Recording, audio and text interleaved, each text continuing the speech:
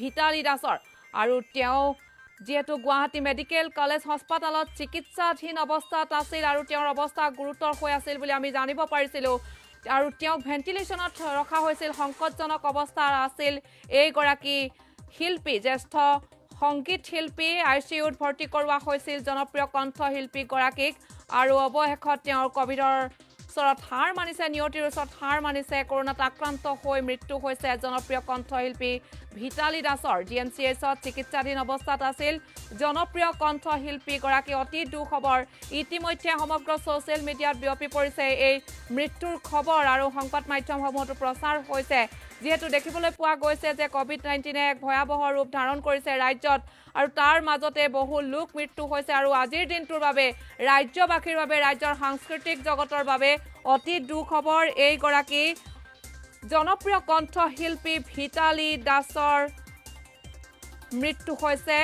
তেওঁ COVID-19ত আক্ৰান্ত হৈছিল অতি গুৰুতৰভাৱে তেওঁ অসুস্থ হৈ পৰিছিল আৰু খবৰ আহিছে খন্তেক সময়ৰ পূৰ্বে জনপ্ৰিয় এইগৰাকী সংগীত শিল্পী ইতিমধ্যে মৃত্যু হৈছে গুৱাহাটী মেডিকেল কলেজ হাস্পাতালত তেওঁ চিকিৎসাধীন অৱস্থাত আছিল আমাৰ সতীৰ্থ সাংবাদিক ইতিমধ্যে গুৱাহাটী মেডিকেল কলেজ হাস্পাতাললৈ ৰাওনা হৈছে আমি তেওঁলোকৰ সৈতে সংযুক্ত হ'ম কিন্তু ৰাজ্যবাসীৰ বাবে অসমৰ সাংস্কৃতিক জগতৰ বাবে এটা ফুটা তৰা যেন খহি পৰিছে অতি দুখ খবৰ আমাৰ বাবে অতি দুখ খবৰ এয়া আমি তেওঁৰ আত্মাৰ সদগতি কামনা কৰিছোঁ কিন্তু অতি দুখ খবৰ কিয়নো এইগৰাকী জনপ্ৰিয় কণ্ঠশিল্পীৰ যি অৱদান এইগৰাকী জনপ্ৰিয় কণ্ঠশিল্পীৰ যি অৱদান সেই অৱদান সাংস্কৃতিক জগতৰ বাবে এক অপৰিহাৰ্য অৱদান আৰু তেওঁৰ মৃত্যুৱে তেওঁৰ এই খুব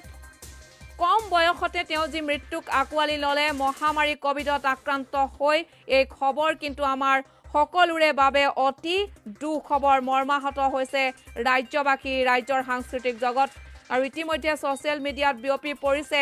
এই খবৰে আৰু এক বহু লোকে চকুলো টুকিছে কিয়নো সকলো লোকে চকুলো টুকিছে আৰু বহু লোকে ছ'চিয়েল মিডিয়াত পোষ্ট কৰিছে যে আৰু কিমান বেয়া খবৰ শুনিম এনেসমূহ বেয়া খবৰ পাবলৈ এই দিন আহিছিল নেকি এনেধৰণে বহু লোকে পোষ্টসমূহ তেওঁলোকৰ ফেচবুক পেজত শ্বেয়াৰ কৰিছে আৰু ৰাজ্যবাসীৰ লগতে সমগ্ৰ সাংস্কৃতিক জগতৰ লগতে ৰাজ্যবাসীৰ লগতে ভিতালী দাসৰ জনপ্ৰিয় কণ্ঠশিল্পী ভিতালী দাসৰ এই মৃত্যুৰ খবৰ কিন্তু অতি গুৰুতৰ খবৰ দুখৰ খবৰ উদ্বেগজনক খবৰ এজনৰ